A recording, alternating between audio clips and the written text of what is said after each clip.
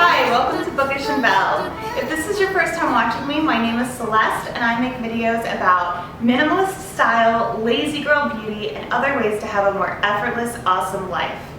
If you enjoyed this video, please do hit the thumbs up button down below. It helps me out so much, I really appreciate it, and it also helps other people that might be interested in my content find me, so it's really just a win-win situation.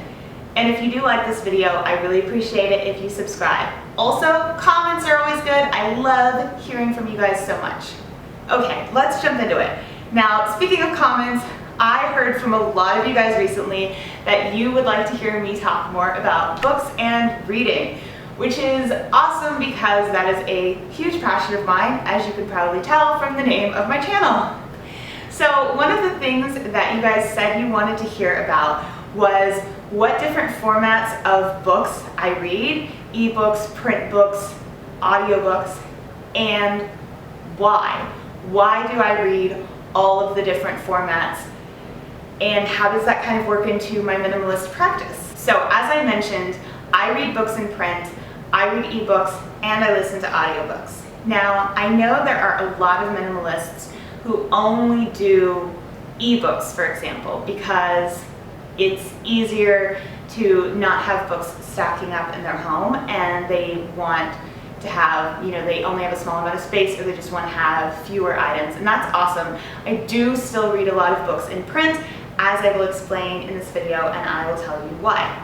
So for me, the reason that I read books in all three formats is that I've actually found that there are advantages to each of them. And so these are the reasons behind which format and how I choose which format I'm going to consume a book in.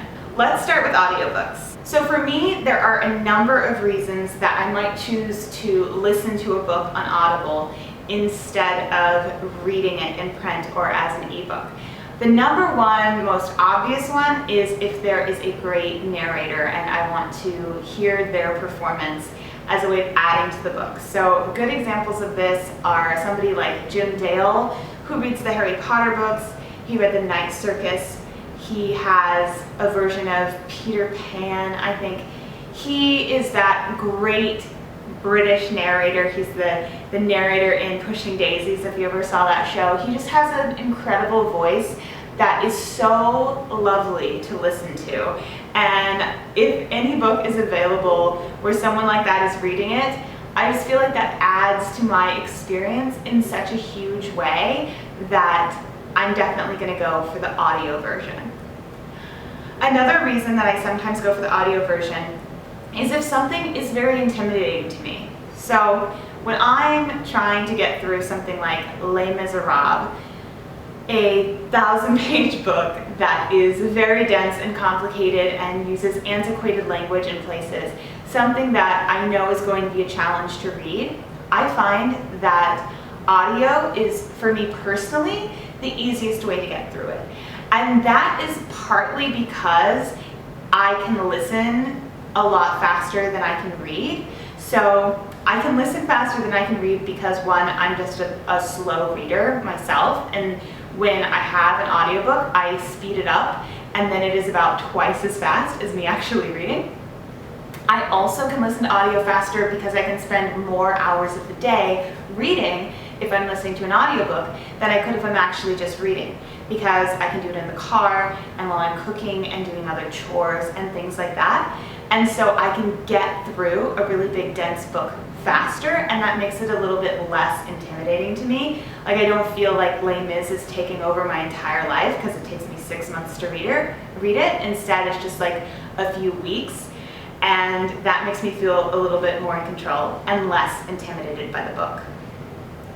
Another reason that I go for audiobooks that is related to this, instead of just being intimidating or long, sometimes a book is just something that I need to get through quickly for some other external reason. So, for example, if I'm reading a book for my book club and I haven't had time to start it until just before the book club meeting, because maybe I was busy reading other books, I'll get it on Audible because I know that I can speed through it quickly. Next up is ebooks. The first time that I ever started trying to read ebooks, I didn't own a Kindle, so I was trying to read them on my phone, and I found that to be very difficult.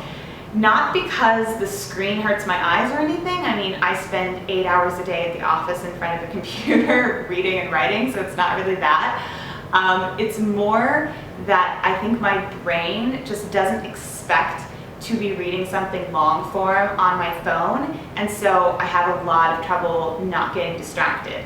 Not just because there's other apps and stuff on my phone, but just because my brain does not realize it's reading a book when it's on a tiny screen. I read several books in ebook format on my phone, thinking that eventually it would get easier, and it really didn't.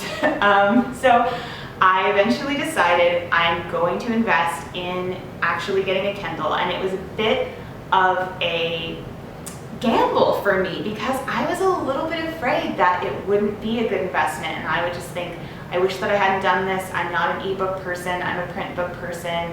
Ugh, I wasted all this money. But I thought about it long and hard, and I was pretty convinced that it would be a good investment, and it turned out to work out well for me, so I'm glad about that. Now, my reasoning when I choose an ebook over a print book, there are a few things that make me go that route. One of them is I might choose an ebook if I'm reading something where the beautiful language is a huge part of the experience for me. If I'm reading a piece of literary fiction by one of my favorite authors and I just want to soak in the language and highlight a lot of passages and even take notes, I love that it's easy to highlight and take notes and go back and look at it later with an ebook, whereas with an actual book, you have to have some kind of pen or pencil or highlighter with you all the time, carrying it around. And then even when you do that, you can't easily scan all of your notes in one place. You actually have to page through the book. So anything where I want to be highlighting and taking notes, ebooks are good for that.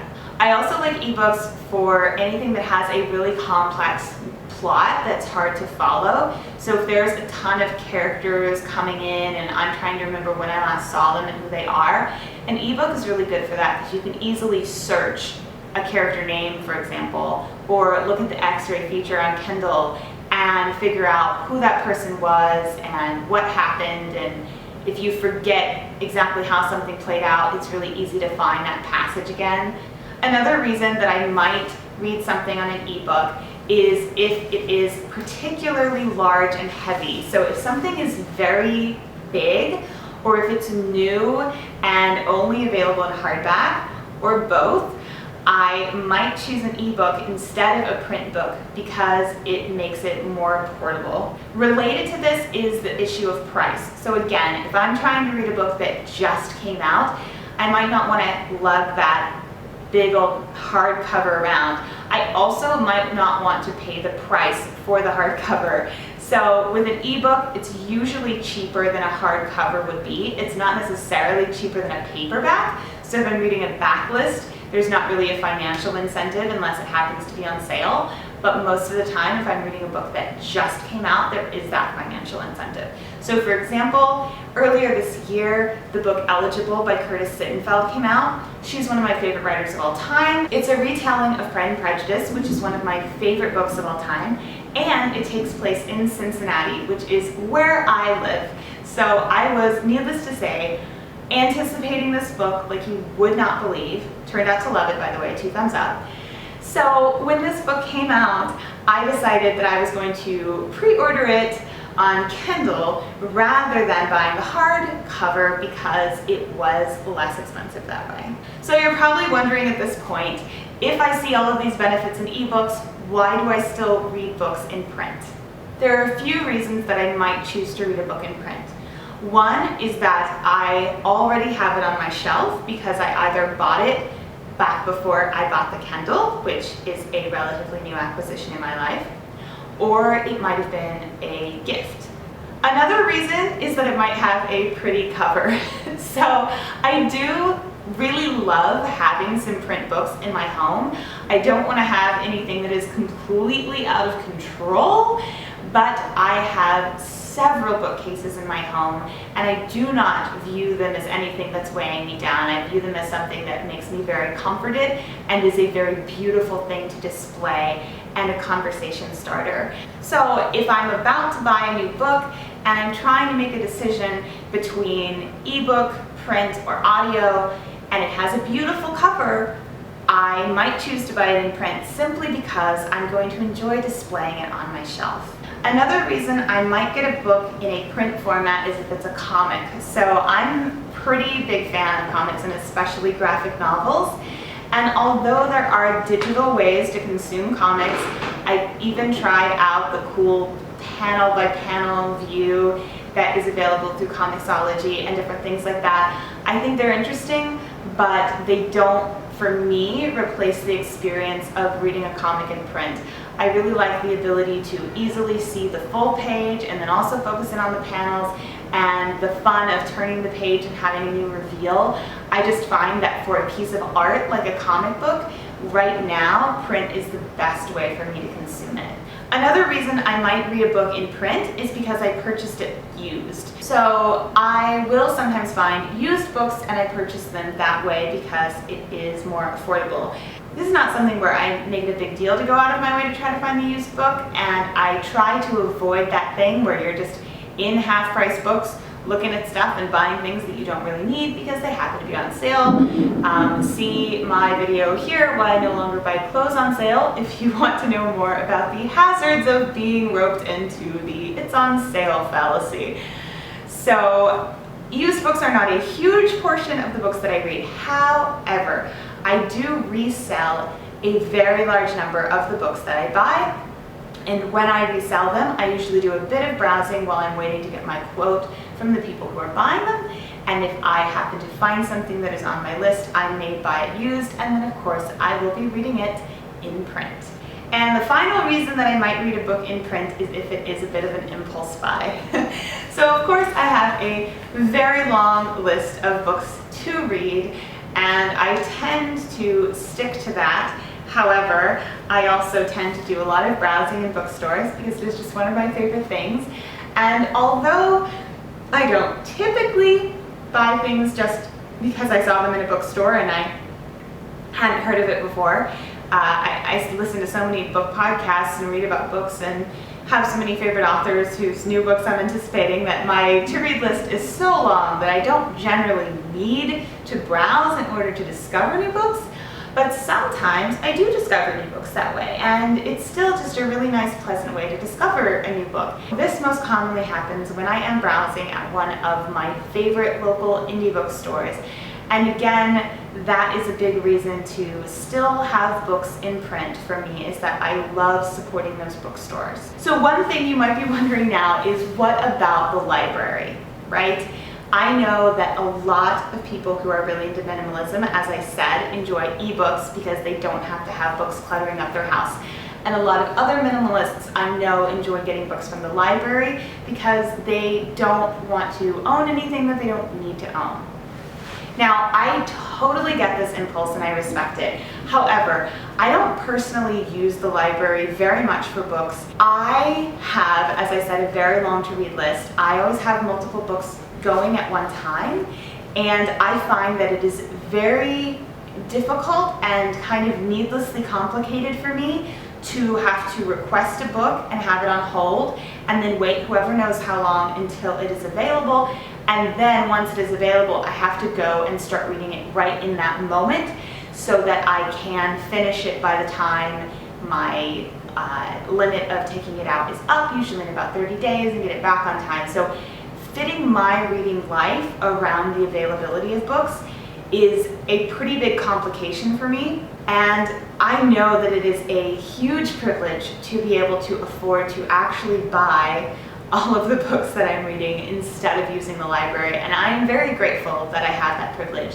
I also think that it's not really a waste of money because I am contributing to an industry that I think is very, very important, which is the publishing industry. So if no one bought books, then writers would be making even less of a living than they currently are. It's a fact that the vast majority of professional authors have to supplement their income by teaching or doing some other kind of work in addition to writing. It is very rare that an author is able to make a full living on it.